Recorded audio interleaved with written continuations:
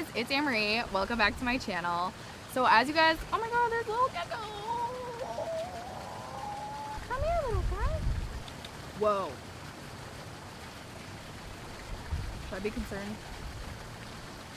Okay, I am actually in Hawaii, as you might be able to tell. I have not moved here, and I'm still not sure if I'm going to, but this is actually where my brother is currently living. It's beautiful, and I love it. This is going to be a video all about yoga and kind of advice that I have for beginners trying to start out in yoga. Yoga has played such a huge part of my life for the last 2 years. I genuinely feel like I found an activity that I'm excited to get old for because I get to experience it for my entire life.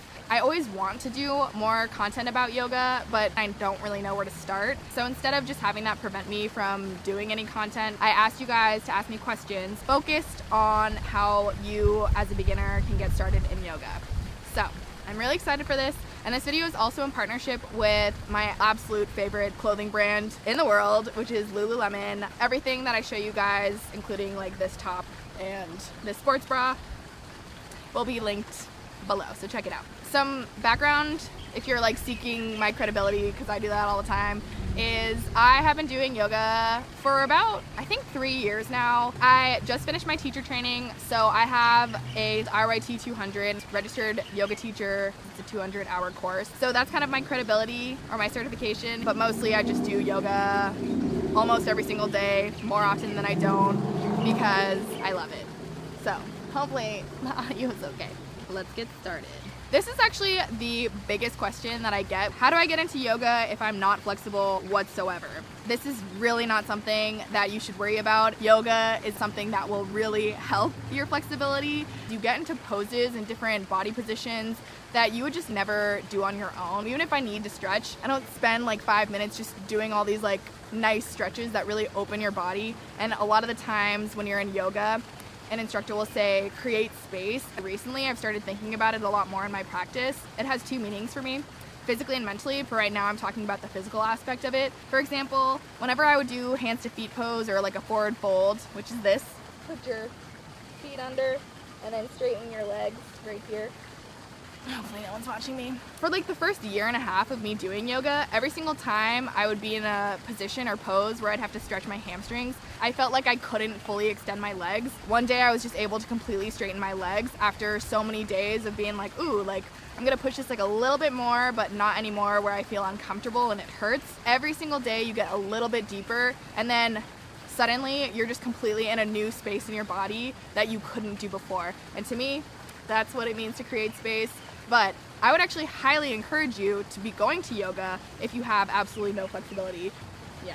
Can you get started on yoga through free online classes / videos? Broke college student here. You can that is a great way to get started. I know that on YouTube there are people who literally like teach full classes, so definitely check those out.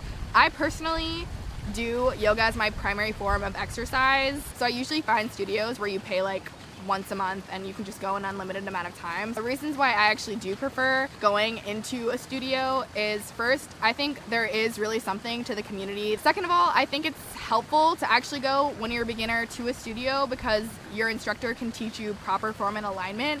It's crazy because, as I mentioned in my response about creating space, even if you're in like a chair pose, which is this, so this is chair pose, where you're literally just like pretending to sit in a chair, you know? You can be doing yoga for an entire year, and then you'll hear a cue that's like, squeeze your knees together, or like squeeze your inner thighs together, and you'll start doing the pose differently, but in a way that you couldn't have done before unless you built a foundation on it previously. So that's one huge benefit, I think, of going to an actual class, is your instructor can teach you proper form and alignment.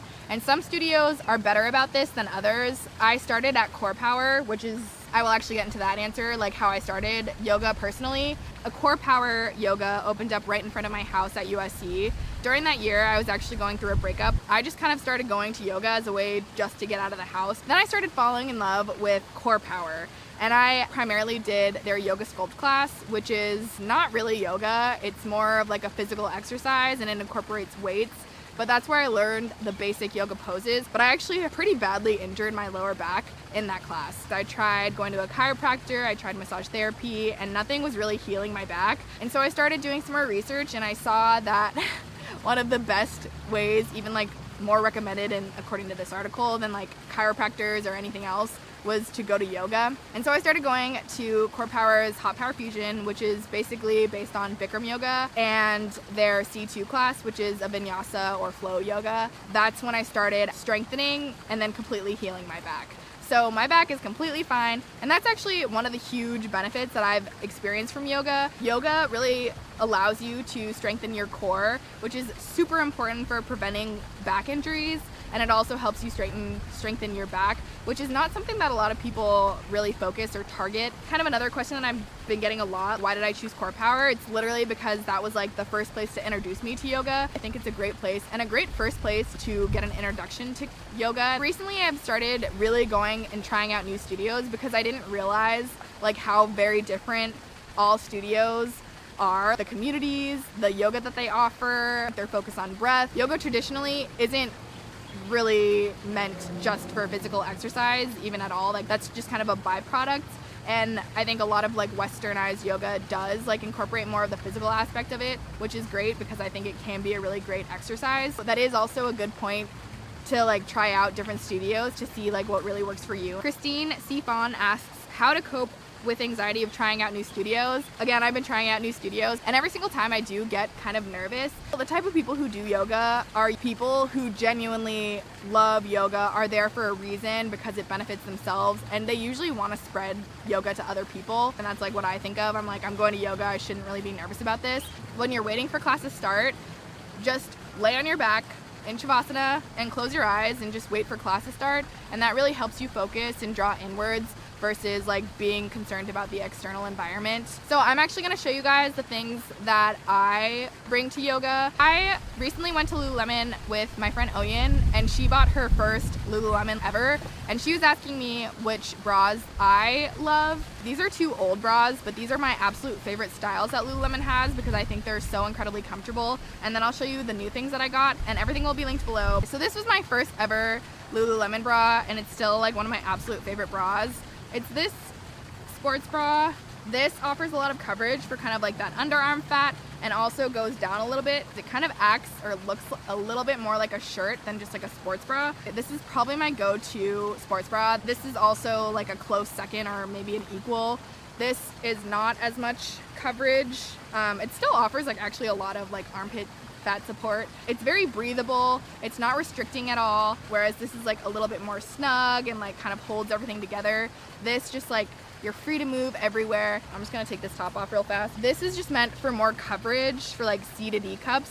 As you can tell, it's like a very high neckline, and it's also just like very comfortable, very breathable. For me, I prefer workout tops that are cropped a little bit because all of my yoga pants are Align, which are high-waisted, which is what I'm wearing now. So I like having things that don't like go all the way down because I feel like it's more breathable. So I like that this top is like a little bit more cropped, and I just feel like I can move really well in it. As you can see, just moving. Okay, going along with the Align pants, these I just discovered last week. I actually left mine at home, so I just brought a new pair to show you guys. But these are the Align shorts, and these are the 4-inch. These are so comfortable. I had Oyen buy her first pair of Align. She was just like, this is the most comfortable thing I've ever felt. I also got shorts. These are the Speed Up short 4-inch lined. My mom actually has these, so I kind of copied her. But these are like kind of just more for running or like everyday use.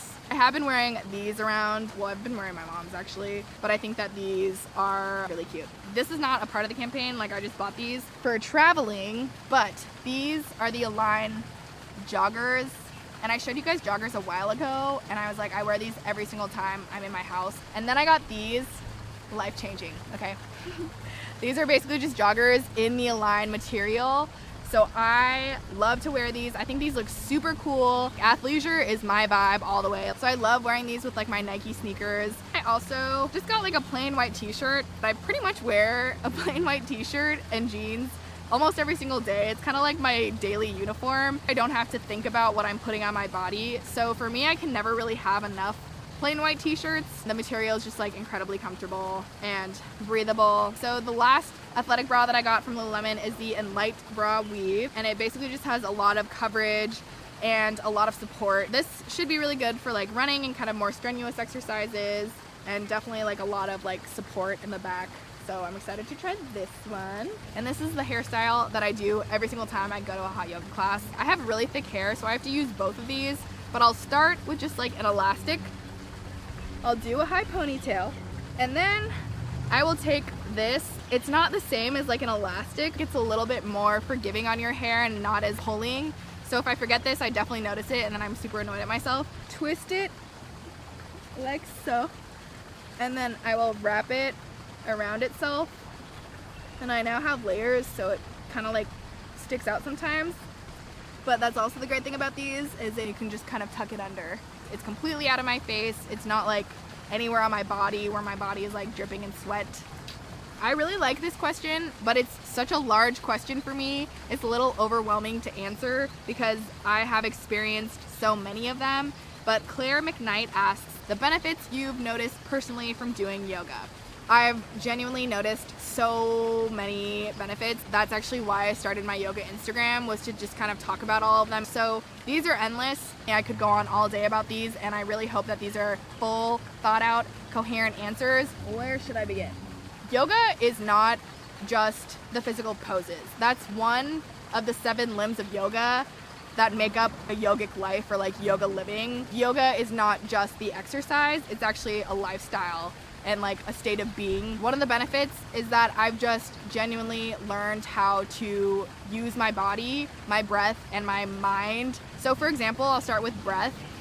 Breathing is something that you do every single day. It's something that you never really pay attention to. In yoga, you use your breath as a way to get through postures and poses, and also as a way to clear and help your mental state. If you're holding chair pose, this pose right here, this is like the 3rd time you're holding this for a long time, you eventually learn that you can use your breath as a tool to help you stay in that pose, and then you learn that you can actually take this to other aspects of your life. I don't have panic attacks very often. One time I was in this situation where I could feel one. I was like extremely anxious, and I was like, whew, this could end really badly. It was like, okay, I feel the anxiety, I feel uncomfortable, and we're just gonna try breathing through this like I would in a yoga pose. That completely helped my mentality, my mindset, and I was good to go because I was able to breathe through it. So breathing is a huge part of it. Even when I'm filling my Brita filter and I'm like super annoyed, I'm like, oh, I like don't want to fill this, it's taking so long, I'm just like, okay, we're good. The body aspect of it, I'm so much more comfortable in my body than I ever was before. There's like this theory in acting, or like some theorist in creativity. Acting is healthy for you because you're putting yourself in different situations